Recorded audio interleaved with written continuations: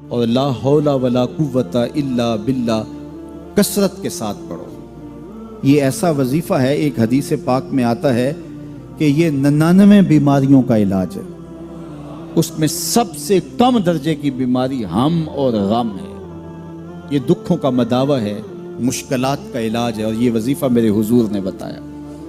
حضرت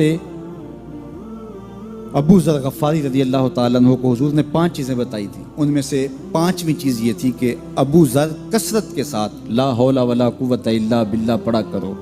فرمایا عرش الہی کے نیچے ایک خاص خزانہ ہے، یہ وظیفہ وہاں سے آیا ہے۔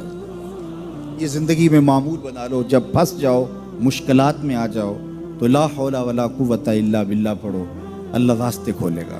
تو حضور نے 3 چیزیں فرمائی، اللہ سے ڈرو، صبر کرو، اور کثرت کے ساتھ لا حول ولا قوت الا باللہ پڑھو۔